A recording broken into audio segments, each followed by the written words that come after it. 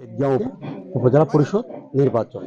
এই উপজেলা পরিষদ নির্বাচনকে ঘিরে প্রার্থীরা ভোটারদের ধারে ধারে যাচ্ছেন এবং ভোট প্রার্থনা করছেন। আমার সাথে এই মুহূর্তে একজন সংযুক্ত হচ্ছে এগদা উপজেলার এগদা উপজেলা আওয়ামী লীগের সভাপতি এবং সদর আওয়ামী লীগের সাবেক সভাপতি আবু তালেব ভাই। আমি এখন ওই চেয়ারম্যান পদপ্রার্থীর কাছ থেকে জানতে চাইবো, আপনি উপজেলা পরিষদ নির্বাচনে প্রার্থী কেন হয়েছেন, এবং আপনি যদি চেয়ারম্যান প্রার্থীর নির্বাচিত জয় হন, এরপর আপনি উপজেলাবাসীর জন্য কি উপকার করবেন এবং উন্নয়নমূলক কি করবেন বলে আশাবাদী? আমি দীর্ঘদিনের একজন রাজনৈতিক কর্মী। গণমানুষের সেবা, দেশ জাতির উন্নয়ন, রাষ্ট্রের পলিসি বাস্তবায়ন আমার রাজনীতির লক্ষ্য।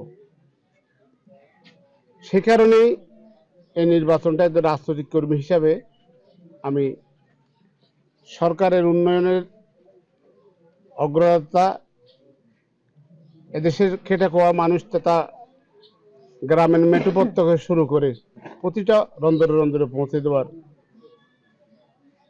একটা মানসিকতা নিয়ে, অঙ্গীকার নিয়ে আমি নির্বাচন করছি।